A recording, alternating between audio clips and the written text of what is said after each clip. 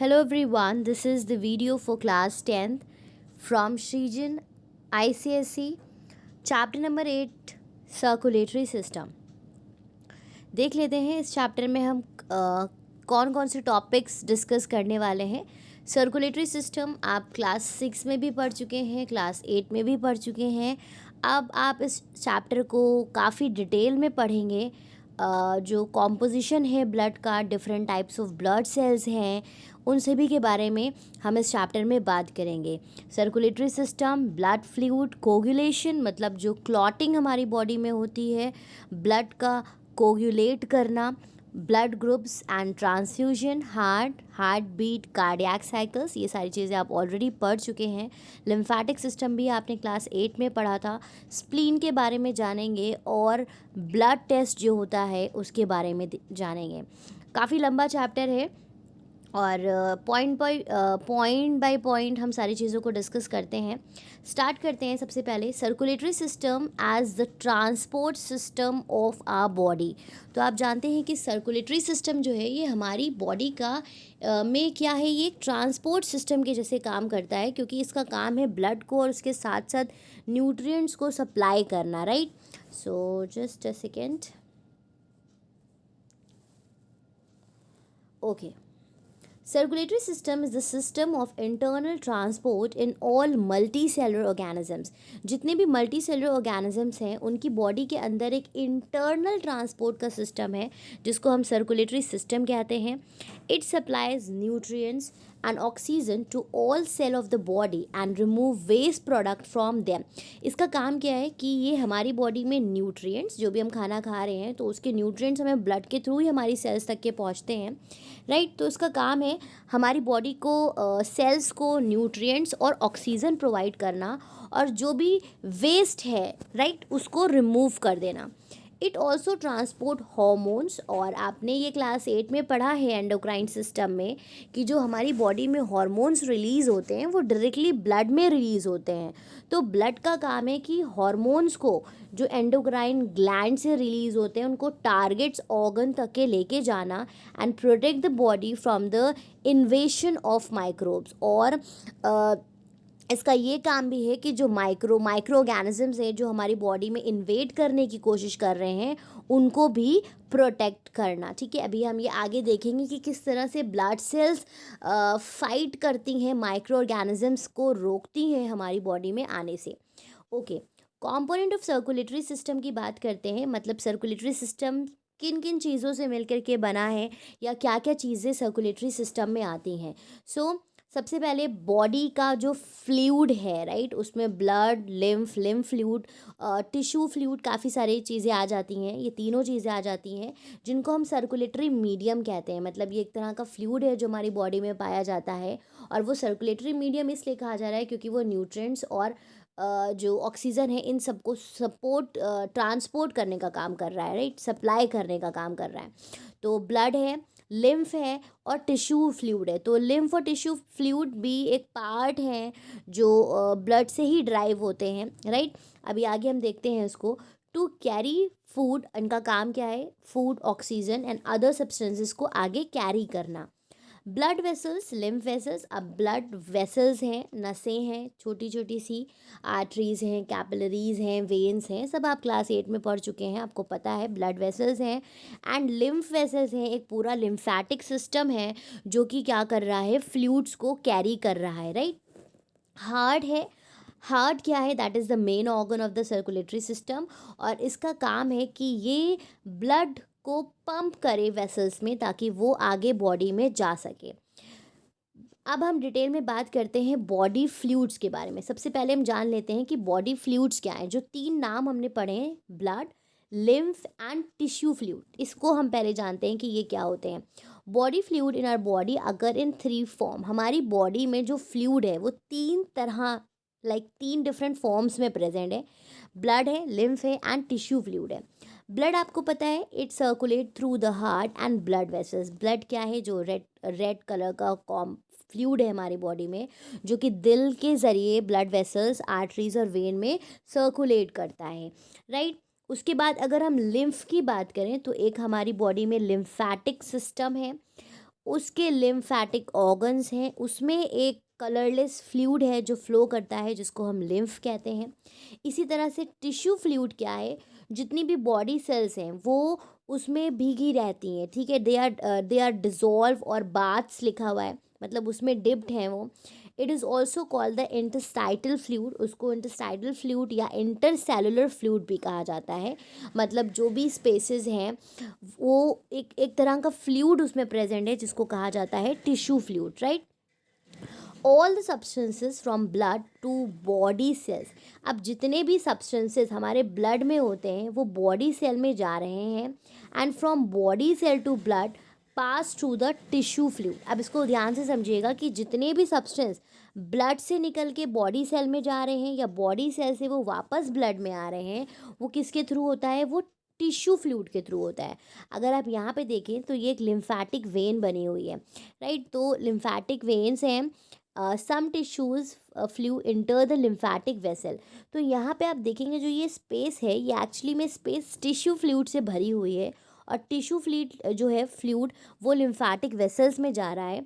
और ये अगर टिश्यूज़ हैं आपके और इसमें एक्सचेंज ऑफ गैसेस हो रही हैं, ये ब्लड की एक वेन या कैपिलरी है, तो इन ब्लड से जो लाइक न्यूट्रिएंट्स हैं या जो सब्सटेंस हैं वो टिश्यू फ्लूइड के ज़रिए आगे पास ऑन हो रहे हैं और वापस भी आ रहे हैं। तो टिश्यू फ्लूइड के थ्रू क्या होता है, सारे सब्सटेंसेस ब्लड से बॉडी सेल में जाते हैं और बॉडी सेल से वापस भी ब्लड में आते हैं with the help of the tissue fluid, right. Figure 8.1 shows the relationship between the blood flowing through blood vessels, the tissue fluid around the cells, and lymph in the lymph vessels in closed circulatory system as found in our body. Blood flows through the closed vessels. तो ये इस तरह की vessels होती हैं जिनके through हमारी body में blood flow करता है और exchange होता है substances का through the tissue fluid, right? These finest branches are capillaries which come closest to tissue cell. अब जो अभी आपने क्लास 8 में भी देखा होगा कि जब ये और फर्दर ब्रांचेस में डिवाइड हो जाती हैं तो ये कैपिलरीज फॉर्म करती हैं, राइट। और वो जो कैपिलरीज होती हैं they are close to the tissue cells, और वो वहाँ से सब्सटेंसेस को क्या करती हैं, एक्सचेंज करती हैं। Plasma from blood diffuses out of the capillary walls. अब देखो जो ब्लड में प्लाज्मा होता है, आपने ब्लड के कंपोनेंट्स भी पढ़े होंगे, अभी हम लोग आगे भी इस चैप्टर में डिस्कस करेंगे। तो उसमें से जो प्लाज्मा होता है वो इन कैपिलरी की जो वॉल्स होती हैं उनसे बाहर डिफ्यूज़ करता है एंड फॉर्म्स टिश्यू फ्लूइड, और वही क्या करता है, वो टिश्यू फ्लूइड फॉर्म करता है। The tissue fluid provide oxygen and nutrient to the cell. अब ये जो टिश्यू फ्लूइड है यहाँ पे वो क्या करता है, सेल्स को ऑक्सीजन एंड न्यूट्रिएंट प्रोवाइड करता है। The carbon dioxide and waste product from the cell diffuses into the tissue fluid. और जो भी सेल से वेस्ट प्रोडक्ट है जैसे कार्बन डाइऑक्साइड है या और कुछ गैसेस हैं, कुछ और टॉक्सिन्स हैं, वो जो है आपके सेल से वो किस में आ जाते हैं, टिश्यू फ्लूइड में आ जाते हैं। A part of the tissue fluid is absorbed by the lymph capillaries. अब यही टिश्यू पार्ट का अभी आपने ऊपर देखा होगा डायग्राम में कि टिश्यू फ्लूइड जो लिम्फेटिक वेसल्स में जा रहा है यही अंदर जाके लिम्फ बन जाता है, राइट। तो जो लिम्फ कैपिलरीज जो टिश्यू फ्लूइड को अब्जॉर्ब करती हैं उसी को कहते हैं lymph. It passes through the lymph vessels, वो लिम्फ वेसल्स में पास करता है and poured into the subclavian vein. Subclavian vein जो है ये एक तरह की वेन है आपकी बॉडी में जो कि ऑक्सिलरी वेन्स का एक्सटेंशन है और आर्म्स वगैरह में ये प्रेजेंट होती हैं, राइट। तो एक तरह की वेन है, आप इसको लर्न कर लीजिए। सबक्लैवियन वेन में जो लिम्फ वेसल्स होते हैं वो लिम्फ को पोर आउट करता है, राइट। तो ये हो गया आपके बॉडी फ्लूइड के बारे में। अब हम बात करते हैं ब्लड की, ब्लड के कैरेक्टरिस्टिक फंक्शंस और जो सेल्स हैं ब्लड्स में उसको डिटेल में डिस्कस करेंगे। चैप्टर लंबा है लेकिन ध्यान से समझिएगा, और अगर कोई चीज़ नहीं समझ में आती है तो आप कमेंट सेक्शन में मुझसे पूछ सकते हैं। सर्कुलेटरी मीडियम, ब्लड क्या है, सर्कुलेटरी मीडियम है क्योंकि ये सर्कुलेशन का काम कर रहा है। Blood bright red colour fluid है, ठीक है। It is a bright red colour fluid flowing through the heart and blood vessels, जो कि दिल और ब्लड वेसल्स में फ्लो कर रहा है, सर्कुलेट कर रहा है। It function as a distributing and collecting medium. इसका फंक्शन क्या है कि ये डिस्ट्रीब्यूट भी कर रहा है ऑक्सीजन एंड सब्सटेंसेस को, और कलेक्ट भी कर रहा है कार्बन डाइऑक्साइड और बाकी की चीज़ों को, राइट। कैरेक्टरिस्टिक्स पे अगर आ जाएं तो गाढ़ा होता है और पानी के कंपैरिजन में भारी होता है, heavier and thicker than water. Slightly alkaline, जो इसका नेचर है वो क्या है, ये एल्कलाइन है। और पीएच वैल्यू क्या है ब्लड की, ये याद रखिएगा, एमसीक्यू वगैरह में नीट के एग्ज़ाम्स में काफ़ी पूछा जाता है कि पीएच क्या होता है। तो 7.35 से 7.45 is the pH of the blood. Its volume in man varies from 5 to 6 litre. और जो एक कैपेसिटी है कि कितनी वॉल्यूम हो प्रेजेंट है अडल्ट में, that is 5 to 6 litre. It forms 6-10% of the body mass. आपकी बॉडी का 8 से 10% जो वेट है वो आपके ब्लड से होता है। एंड जो ब्लड का टेस्ट है वो हल्का सा नमकीन है, right. We have already discuss कि अल्कलाइन होता है नेचर में। उसके बाद फंक्शंस की बात कर लेते हैं। तो ब्लड के फंक्शंस क्या हैं, ट्रांसपोर्ट ऑफ गैसेस, गैसेस के एक्सचेंज के लिए, ये आपको बहुत अच्छे से पता है, ऑक्सीजन एंड कार्बन डाइऑक्साइड को लंग्स के ज़रिए जो एल्वेलियर सैक्स होते हैं उनमें एक्सचेंज होता है गैसेस का। आपने रेस्पिरेशन में पढ़ा होगा कि किस तरह से गैसेस एक्सचेंज होती हैं, right. Then transport of food, it carries the soluble and digests. तो ब्लड का काम क्या है कि ये जो फूड है, जो भी डाइजेस्टेड फूड हमारी बॉडी में होता है, जो भी हम खाना खाते हैं वो ग्लूकोज और एमिनो एसिड इनके फॉर्म में जब स्टोर होता है तो वो वहाँ से ब्लड उसको कैरी करता है, right. From intestine to various organ of the body. अगर आपको याद हो तो डाइजेस्टिव सिस्टम में क्लास 6 में आपने पढ़ा होगा कि जो इंटेस्टाइन में वेन्स आती हैं, वहाँ से जो भी फूड कन्वर्ट हो चुका होता है ग्लूकोज एमिनो एसिड में, वो वहाँ से ब्लड के थ्रू आगे चला जाता है। तो ब्लड क्या कर रहा है, ट्रांसपोर्ट कर रहा है फूड को। फिर है transport of excretory products like nitrogenous waste जो हमारी बॉडी में बन रहे हैं, they are also transported by blood from tissue cells to liver and from liver to kidney, right. तो जो भी नाइट्रोजनस वेस्ट हैं वो टिश्यू सेल से कहाँ जा रहे हैं, लिवर में, फिर वहाँ से किडनी तक के पहुँचाए जाते हैं, और फिर फाइनली वो किडनी से एक्सक्रीशन के प्रोसेस के थ्रू हमारी बॉडी के बाहर एक्सक्रीट आउट हो जाते हैं, राइट। उसके बाद फंक्शन है डिस्ट्रीब्यूशन ऑफ हॉर्मोन्स। तो ये तो आपको बहुत अच्छे से पता है कि जो भी हॉर्मोन्स हैं वो ब्लड में सिक्रीट हो रहे हैं और ब्लड का काम है उनको टारगेट ऑर्गन तक के लेके जाना, राइट। तो इसके ज़रिए ये क्या करता है, केमिकल कोऑर्डिनेशन में हमारी बॉडी में मदद करता है। डिफेंस अगेंस्ट डिजीजेस, अब ये कैसे हमें बीमारियों से बचाता है, इट प्रोड्यूस सर्टेन एंटीबॉडीज और antitoxins which combat the bacteria and neutralise their toxins. अब इसका एक फंक्शन ये भी है कि ये कुछ एंटीबॉडीज़ और एंटी टॉक्सिन्स रिलीज़ करता है, प्रोड्यूस करता है, जो कि बैक्टीरिया का जो इफ़ेक्ट है या टॉक्सिन्स का जो इफ़ेक्ट है उसको न्यूट्रलाइज कर देते हैं। Like white blood corpuscles engulf the disease causing bacteria. जब हमारी बॉडी में कोई बैक्टीरिया अंदर घुसने की कोशिश करता है तो जो WBCs हैं वो उनसे लड़ती हैं और वो उनको अंदर नहीं आने देती हैं। तो वो क्या कर रही हैं, बॉडी को बीमारी से बचने, मतलब बीमार होने से या जर्म्स से बचा रही हैं, राइट। उसके बाद आ जाते हैं टेम्परेचर रेगुलेशन। ब्लड हमारी बॉडी का टेम्परेचर रेगुलेट करता है। Blood absorbs heat produce during respiration in the internal tissues. तो जब ये रेस्पिरेशन का प्रोसेस होता है तो जो हीट प्रोड्यूस होती है उसको ब्लड अब्जॉर्ब करता है and convey it to the skin, और उसको क्या करता है, स्किन में भेजता है, and lungs for dissipation into the air, ताकि उससे क्या हो सके, जो बॉडी का टेम्परेचर है वो रेगुलेट रहे, राइट, मेंटेन रहे। देन मेंटेनेंस ऑफ पीएच का जो मेंटेनेंस है वो भी एक फंक्शन है ब्लड का। Plasma protein of the blood act as buffer by maintaining the pH of the blood. जो प्लाज्मा प्रेजेंट है ब्लड में, ठीक है, वो क्या करता है, पीएच को मेंटेन करता है। क्लॉटिंग मतलब जब हमें चोट लगती है तो जो हीलिंग होती है वो भी ब्लड का फंक्शन है। In case of injury and rupture of the blood vessels, blood clots on coming in contact with the air, ठीक है, ये एक तरह की प्रॉपर्टी है कि जब ब्लड एयर के कांटेक्ट में आता है तो वो जमना शुरू कर देता है, क्लॉट करना शुरू कर देता है, तो क्लॉटिंग में मदद करता है। And prevent it from prevent it's flow from the wind, यानी कि कहीं पे भी अगर आपको चोट लगी है तो फटाफट क्लॉटिंग हो जाएगी और आपका खून बहना क्या हो जाएगा, रुक जाएगा। तो ये सभी थे आपके फंक्शंस ब्लड के। अब हम कॉम्पोजिशन ऑफ ब्लड के बारे में बात करते हैं कि ब्लड बना कैसे है। तो ब्लड फ्लूइड कनेक्टिव टिश्यू है, राइट। तो ये आपने पढ़ा होगा क्लास 8 में टिश्यूज़ वाले चैप्टर में, जहाँ पे आपने डिफरेंट टाइप्स ऑफ टिश्यूज़ पढ़े होंगे, स्केलेटन टिश्यूज़, कनेक्टिव टिश्यूज़। तो ब्लड एक्चुअली में एक टिश्यू की कैटेगरी में आता है जो कि फ्लूइड कनेक्टिव टिश्यू है, राइट। द फ्लूइड मैट्रिक्स, अब जो फ्लूइड कंपोनेंट है ब्लड का उसको प्लाज्मा कहते हैं, ठीक है, जो फ्लूइड मैट्रिक्स है उसको प्लाज्मा कहते हैं। 3 types of blood cells are suspended in the plasma.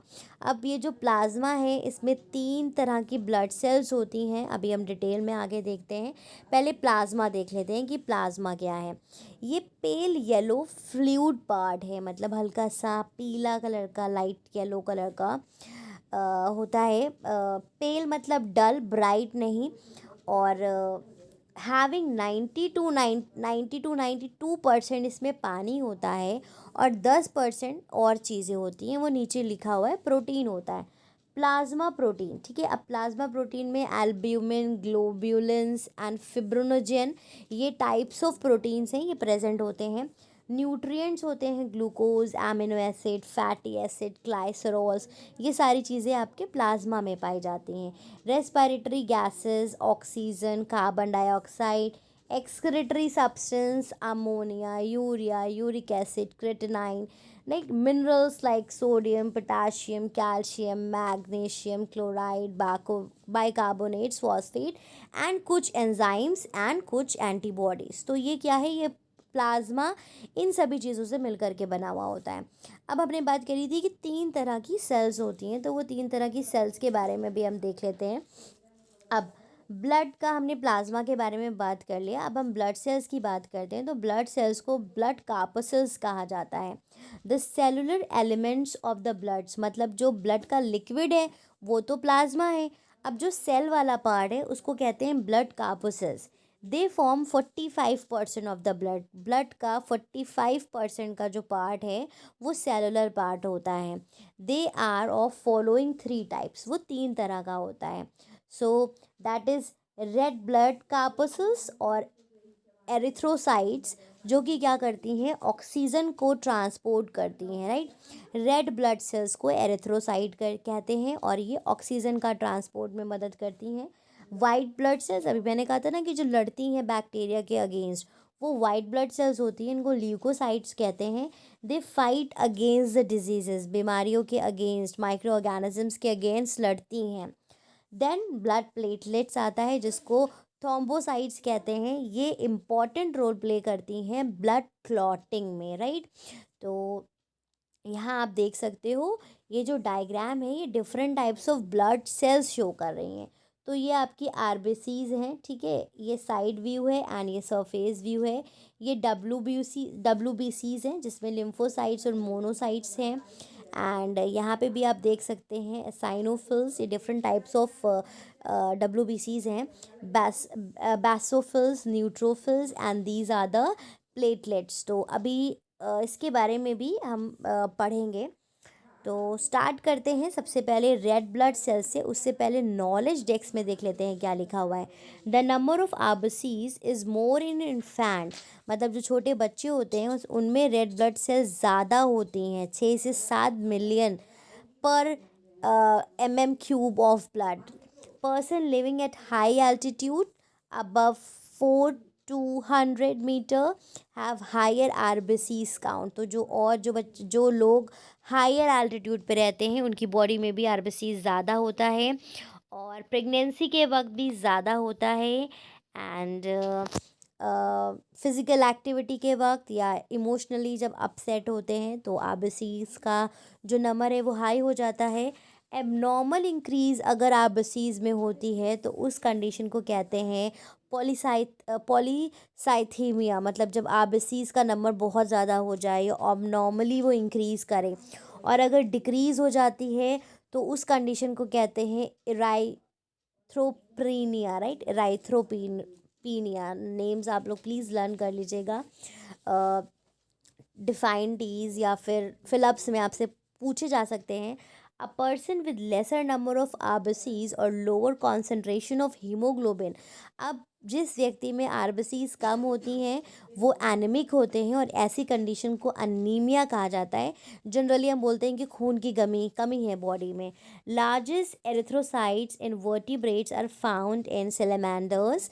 मतलब जो सबसे बड़ी आरबीसी पाई जाती है वो सेलेमेंडर है, जो रेप्टाइल है उसमें पाई जाती है। That is 80 mu in diameter. और स्मॉलेस्ट जो है वो मस्क डेयर में पाई जाती है। तो ये कुछ इम्पॉर्टेंट एक्स्ट्रा पॉइंट्स दिए हुए हैं आरबीसीज के बारे में। उम्मीद है आपको समझ में आ गए होंगे। अब हम डिटेल में रेड ब्लड कार्पसेस के बारे में बात करेंगे, लेकिन आज के इस वीडियो में हम नहीं इसको डिस्कस करेंगे। This we will discuss in the part 2।